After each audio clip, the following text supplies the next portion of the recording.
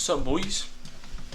So, today I want to talk about living below your means and why it's important, why it's great, and how it can help you, okay? Living below your means. What does it mean to live below your means, right?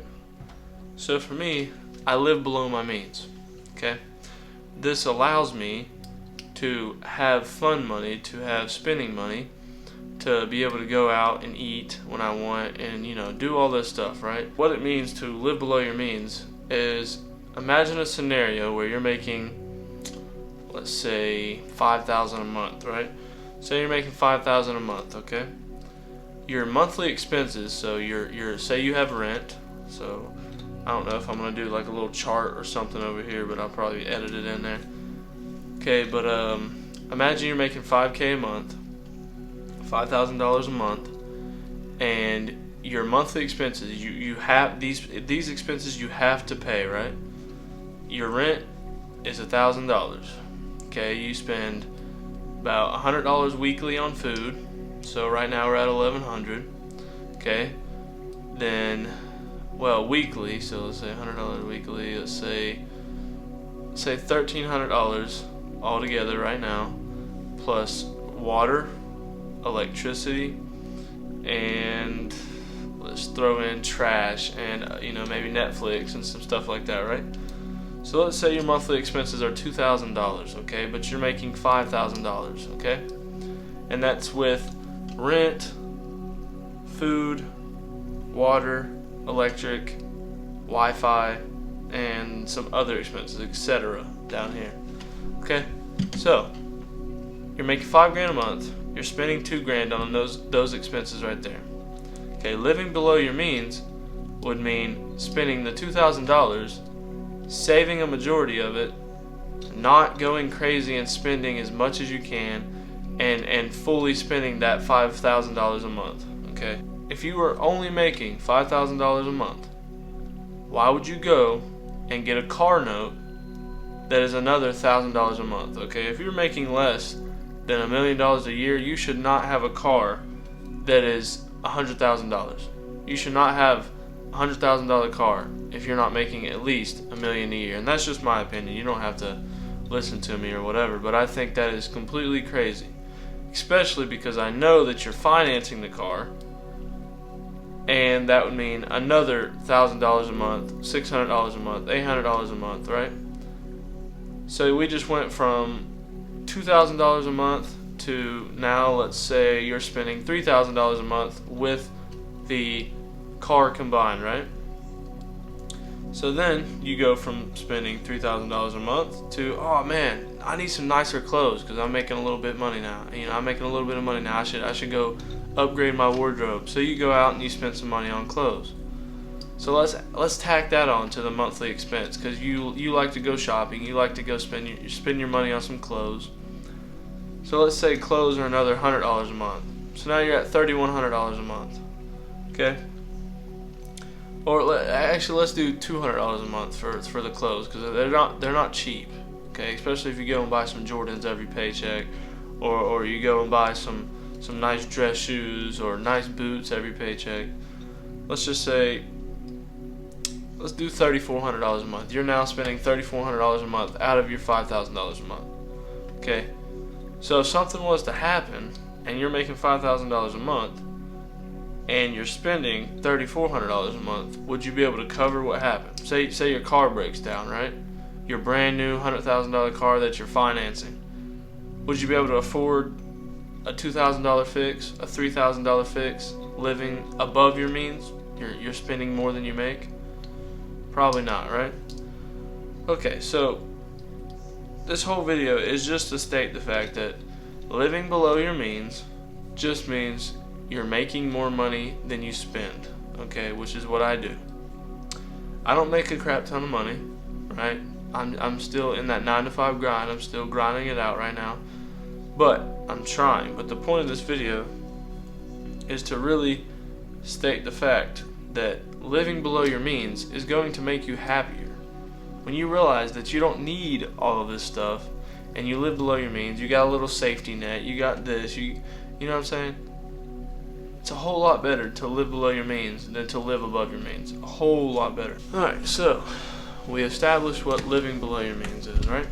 So how can it help you? How can living below your means help you? Well, let's see.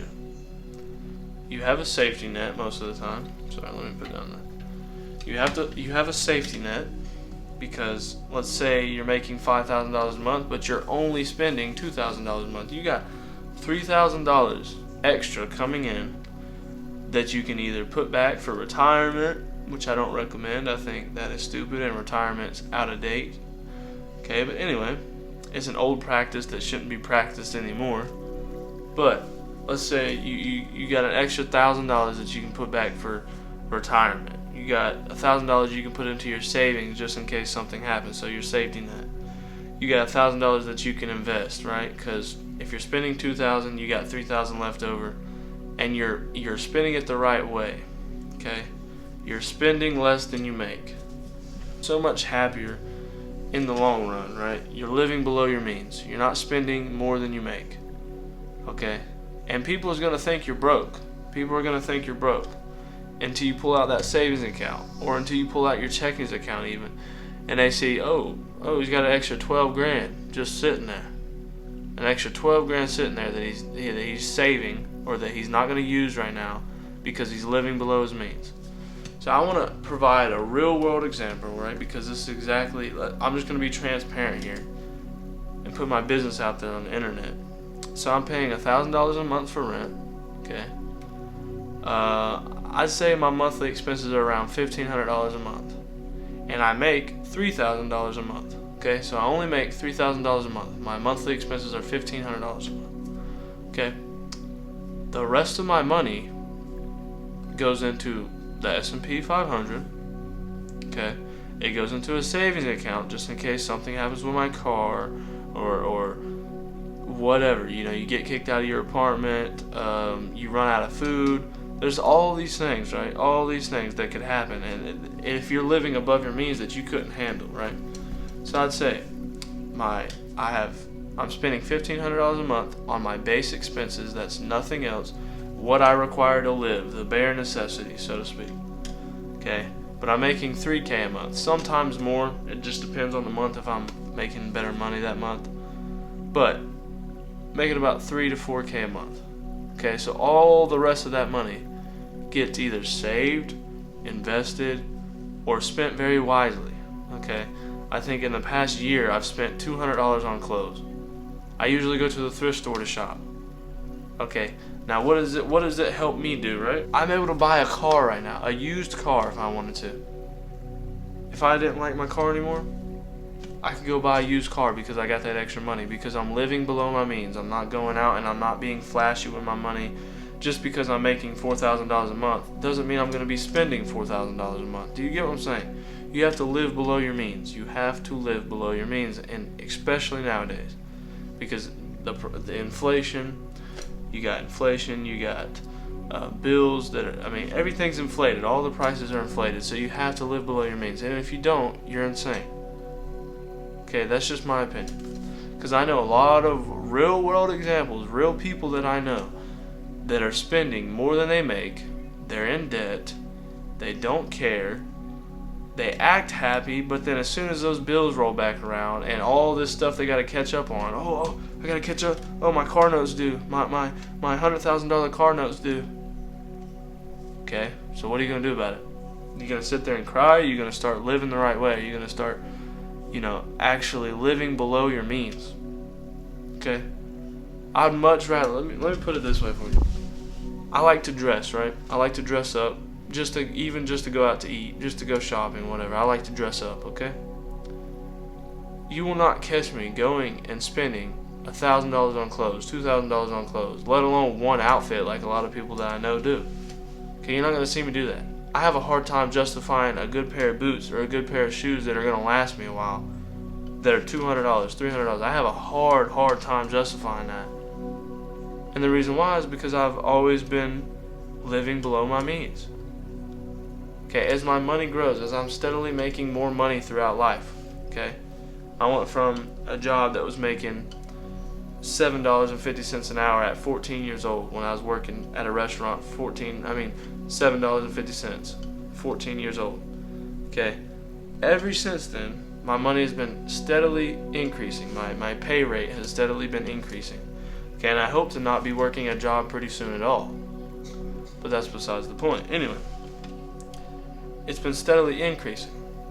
But the price of my living has not increased since then. Of course it has. That's actually insane to say. That's radical. Okay, because now I have rent and bills and all this other stuff. But as my pay increases, my standard of living stays the same. I still spend the same amount of money every week, every month. Okay, it doesn't change. And as my pay goes up, my means stay down here. Stays there. Okay, every once in a while something will come up. Oh, spike, but right back down. You get what I'm saying? You have to live below your means. If you don't live below your means, you're never going to be happy. You're going to think you're happy with all these extra possessions and all this and all that and all this. Okay, until that car note hits, until that insurance for that car hits, and until the credit card comes back. Oh, you got to pay this because you spent $1,000 on some Jordans, or you spent $1,000 on some clothes. Well, you know what I'm saying? You have to live below your means. You have to, especially nowadays. It's the only way to live. All right, so that's why I really do believe that's why everyone's broke nowadays, is because they don't understand the importance of living below your means and why it's so important to live below your means. As soon as their pay increases, their lifestyle, they have that lifestyle inflation. Okay, as soon as their pay inflates, their life inflates. Okay, which is cool in certain scenarios, but I don't know, man, it just couldn't be me. But hopefully I've provided you guys with some sort of understanding of why it's so important to live below your means and how it can help you. I mean, it can really help you. I mean, it provides a safety net. You're always good financially. You don't have to be flashy. You don't have a sense of proving yourself because you're living below your means. And when you finally do blow up and you're, you know what I mean? Like, it doesn't make sense to me to live above your means. I didn't grow up around that, so it just doesn't make sense to me. But if you guys have different opinions, let me know in the comments. I'd love to know if I'm wrong and how I'm open-minded. I'd love to know. But yeah, I think that wraps up the video, guys. Hopefully you enjoyed. If you did, please consider subscribing and liking the video. But yeah, guys, just make sure to live below your means. Live happy, and you're going to live happier when you live below your means. It's just that simple. Alright, everyone's broke nowadays because they don't know how to budget. They don't know how to save money. You know what I mean? You can't save yourself to riches. Alright? But you can save yourself a lot of money by not inflating your lifestyle. Okay? When you inflate your lifestyle, your bills increase, everything increases. So, try not to inflate your lifestyle with the inflation in prices and your pay. Okay, and just live below your means for as long as you can. And when you finally strike it big, man, go crazy. Do what you want then. But if you're still broke like I am, maybe try living below your means. Okay, anyway, guys, hope this helped.